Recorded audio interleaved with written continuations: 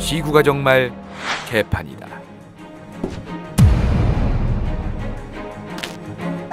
이 사진의 명칭을 아시나요?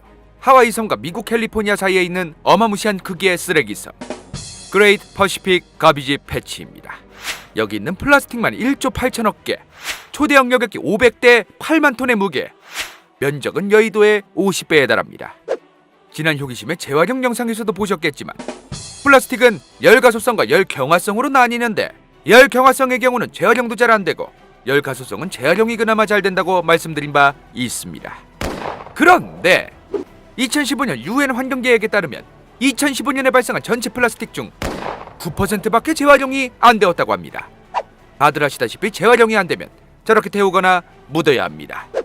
문제는 미생물이 분해할 수 없는 화학 구조를 가지고 있어서 묻어도 길게는 수백 년 동안 땅속에서 썩지를 않는 겁니다. 이렇게 한 해 평균 바다에만 버려지는 플라스틱만 저렇게나 많이 있습니다. 바다의 플라스틱 때문에 동물들도 저렇게 난리 나는 경우도 많이 있죠. 지난 효기심의 재활용 편을 본 이후 이런 댓글을 보게 되었습니다. 알루미늄은 철이 아니에요. 재활용도 잘 안됨. 도대체 이게 뭔 소리인가? 문과지방령 29년 하루살이 인생 효기심, 공대나 자가대 지식 1도 없는데 철에 대해 공부하다가 문득 이런 생각이 들었습니다. 내가 구독자가 40만이 넘는데 포스코에 이런 자료 당당하게 요청할 수 있는 부분 아니야? 효기심은 포스코에 메일을 보냈습니다. 그런데 실제로 포스코에서 자료를 어마무시하게 주셨습니다. 감사하게도 흔쾌히 철에 대한 문과머리 터질 정도의 자료를 주신 포스코.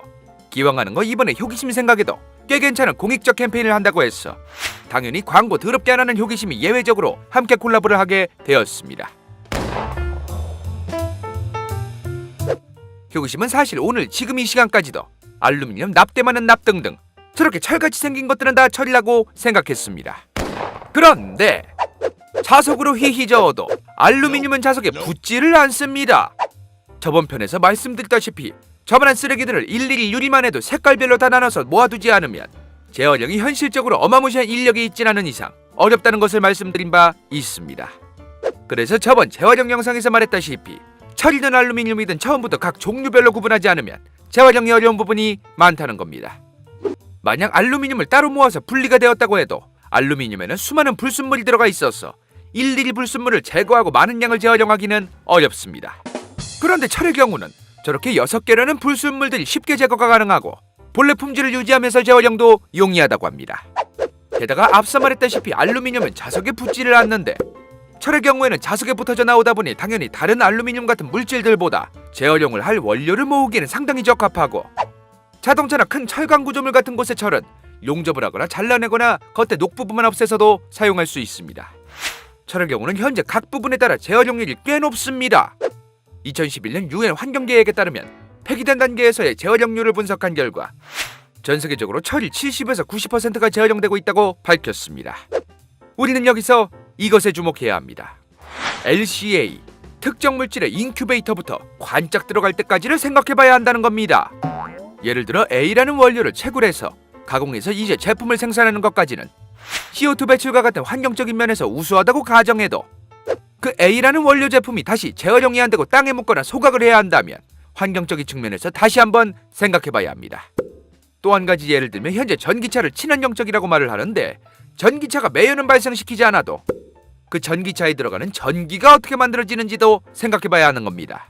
단순하게 재활용이 안 되든 말든 원료를 가져와서 생산하고 쓰다가 버리면 끝이 아니라 원료를 가져와서 생산하고 쓰다가 무한대로 다시 재활용을 하는 거, 이게 상당히 중요한 겁니다. 예컨대 과거 고려시대에 썼던 칼이 지금 우리 할머니 집에 있는 가마솥이 되어 있을지도 모르고 우리가 타고 다니는 자동차에 있을 수도 있습니다. 이 부분에 효기심이 철에 대해서 이번에 상당히 흥미를 느끼게 되었던 부분이죠. 게다가 철 1톤을 생산할 때 필요한 자원이 1960년에 비해 현재 60%나 줄었다고 합니다. 그래서 이러한 라이프 사이클 전 과정을 보면 알루미늄보다는 철이 환경 영향을 덜 미친다고 볼 수 있는 거죠. 물론 아직까지 기술이 완벽하진 않을 테니 소수의 특정 고순도의 철이 필요한 제품에 대해서는 원석 철광석으로 만들 수밖에 없는 한계가 있기도 하지만, 그것을 제외하면 현재 전세계 재활용률이 70, 90%인 것을 감안하면 철이라는 존재에 대해서 다시 한번 생각해봐야 할 것 같습니다. 그래서 4월 22일 지구의 날부터 5월 15일까지 진행되는 포스코 캠페인에 효기심도 참여할 것입니다. 본인 인스타그램에 텀블러를 들고 인증샷을 올리고 저 해시태그를 달면 4월 20일 지구의 날을 기념해서 422분께 이렇게 생긴 새끈빠끈한 스탱 텀블러를 드린다고 하니 꼭 참여해보시기 바랍니다. 난 이미 받았지롱.